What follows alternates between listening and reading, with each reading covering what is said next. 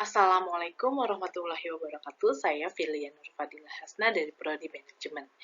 Di sini saya akan mempresentasikan mengenai seleksi. Apa itu seleksi?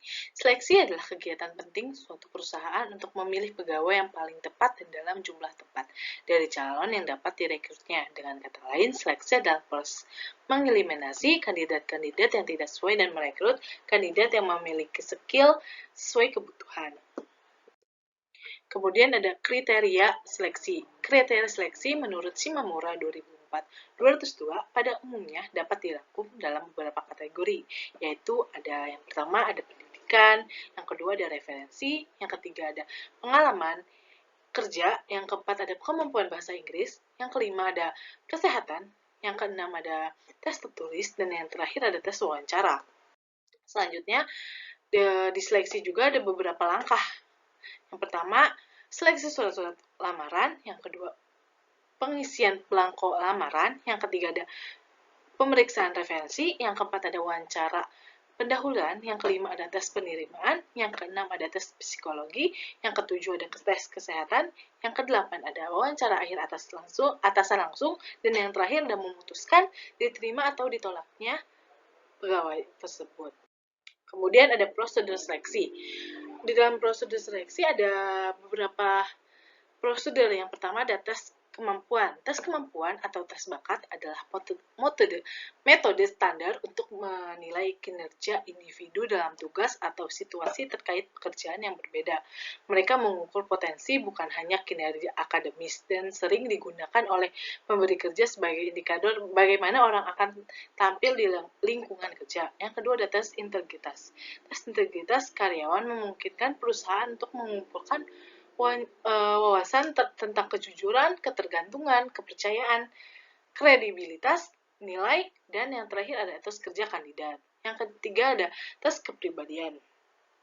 Tes kepribadian biasanya mengukur satu atau lebih dari 5 dimensi kepribadian, seperti ekstroversi, stabilitas emosional, keramahan, kesadaran, dan yang terakhir ada keterbukaan terhadap pengalaman. Yang keempat ada praktik kerja. Di dalam metode ini, kandidat perlu untuk melakukan demonstrasi terhadap peran dan tanggung jawab dalam pekerjaannya. Tujuannya untuk melihat kemampuan dan keahlian kandidat tersebut. Yang kelima ada wawancara kerja. Wawancara kerja merupakan salah satu metode yang biasa dilakukan dalam prosedur seleksi karyawan. Metode wawancara kerja ini berisi percakapan formal dan terperinci yang diperlukan untuk menilai akseptabilitas kandidat. Kemudian ada tujuan seleksi. Tujuan seleksi adalah untuk memilih karyawan yang tepat dan berkualitas sehingga dapat membantu perusahaan dalam mencapai tujuan bisnisnya. Selain itu, seleksi juga bertujuan untuk mengurangi resiko kegagalan karyawan dalam pekerjaan mereka. Seleksi penerimaan pegawai baru bertujuan untuk mendapatkan hal-hal seperti yang pertama ada karyawan yang memiliki potensi, yang kedua ada karyawan yang disiplin dan jujur, yang ketiga ada karyawan yang sesuai dengan tugas dan keahlian yang diperlukan, yang keempat ada karyawan yang terampil, yang kelima ada karyawan yang kreatif dan dinamis, yang keenam ada karyawan yang loyal, yang ketujuh ada mengurangi turnover karyawan, yang kedelapan ada karyawan yang sesuai dengan budaya organisasi, yang kesembilan karyawan dapat bekerja sama di dalam perusahaan, yang kesepuluh karyawan yang mudah dikembangkan di masa yang akan datang. Selanjutnya ada metode pengadaan seleksi. Metode pengadaan seleksi ini ada dua. Yang pertama itu ada metode non-ilmiah, yaitu seleksi yang dilaksanakan tidak didasarkan kepada kriteria, standar, atau spesifikasi kebutuhan nyata pekerjaan, tetapi hanya didasarkan kepada perkiraan dan pengalaman saja. Unsur-unsur yang diseleksi biasanya meliputi yang pertama ada surat lamaran berbatai atau tidak, yang kedua ada ijazah sekolah dan daftar nilainya, yang ketiga itu ada surat keterangan kerja dan pengalaman. Dan yang terakhir ada referensi atau rekomendasi dari pihak yang dapat dipercaya. Yang kedua ada metode ilmiah. Metode ilmiah merupakan metode seleksi yang didasarkan pada spesifikasi pekerjaan dan kebutuhan nyata yang akan diisi, serta berpedoman pada kriteria dan standar tertentu. Seleksi ilmiah mengacu pada hal-hal Yang pertama itu metode kerja yang sistematis, yang kedua berorientasi pada kebutuhan real karyawan, yang ketiga berorientasi kepada prestasi kerja, yang keempat ada berpedoman kepada undang-undang perburuhan, dan yang terakhir ada berdasarkan pada analisa jabatan dan ilmu sosial lainnya. Kemudian ada kualifikasi seleksi SDM. Kualifikasi meliputi yang pertama itu ada umur, yang kedua keahlian, yang ketiga kesehatan fisik, yang keempat pendidikan, yang kelima jenis kelamin, yang keenam ada tampang, yang ketujuh ada bakat, yang kedelapan ada temperamen, yang kesembilan ada karakter, yang ke-10 ada pengalaman kerja, yang ke-11 ada kedisiplinan, yang ke-12 itu ada kerjasama, yang ke-13 ada kejujuran, dan yang keempat ada 14 itu ada inisiatif dan kreatif. Proses seleksi. Ada beberapa tahap dalam proses seleksi. Yang pertama itu seleksi atas surat lamaran, yang kedua ada wawancara awal, yang ketiga ada penilaian akhir, yang keempat ada pemberitahuan dan wawancara akhir, dan yang kelima itu ada penerimaan. Pentingnya seleksi. Adapun pentingnya seleksi itu ada 3 alasan, yaitu yang pertama, kinerja para manajer senantiasa tergantung pada sebagian kinerja bawahannya. Yang kedua, seleksi yang efektif penting karena biaya perekrutan yang dikeluarkan oleh perusahaan dalam mengangkat pegawai tidak sedikit. Yang ketiga, ada seleksi yang baik itu penting karena implikasi hukum dari pelaksananya secara serampang. Kemudian konsep pengujian dasar seleksi. Pengujian dan seleksi karyawan dapat sangat bergantung pada konsep pengujian dasar atas reliabilitas dan validitas. Yang pertama itu ada keabsahan. Suatu tes itu pada dasarnya sebuah sampel dari perilaku seseorang, tetapi beberapa tes jelas lebih mewakili perilaku yang disampelkan ketimbang yang lainnya.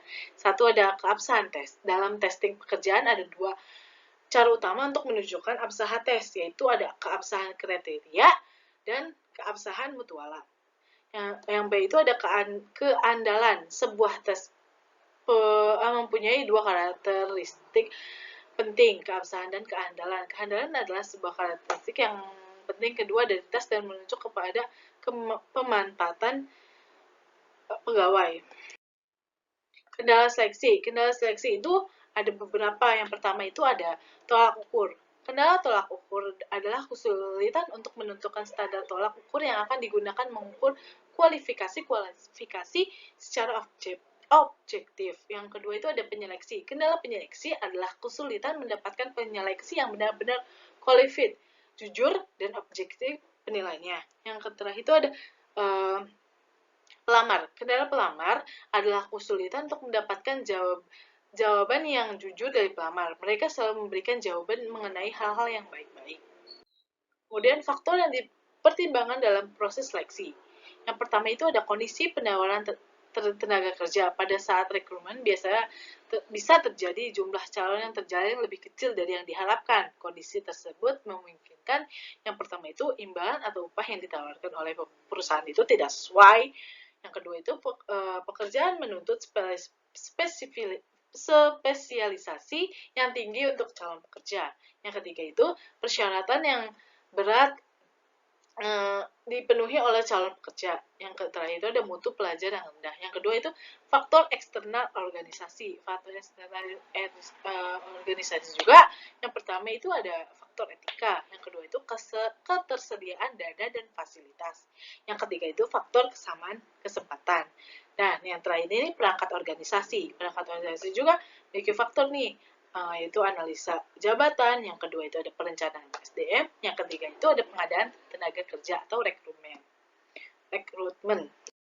Kesimpulannya, seleksi adalah suatu rekomendasi atau suatu keputusan untuk menerima atau menolak seorang calon untuk pekerjaan tertentu berdasarkan dugaan tentang kemungkinan dari calon untuk menjadi tenaga kerja yang berhasil pada pekerjaannya, bertujuan untuk memilih karyawan yang tepat dan berkualitas, sehingga dapat membantu perusahaan dalam mencapai tujuan bisnisnya dengan melalui prosedur seleksi seperti tes kemampuan, tes integrasi, tes kepribadian, praktik kerja, dan yang terakhir ada wawancara kerja. Sekian dari saya, kurang lebihnya mohon maaf. Wassalamualaikum warahmatullahi wabarakatuh.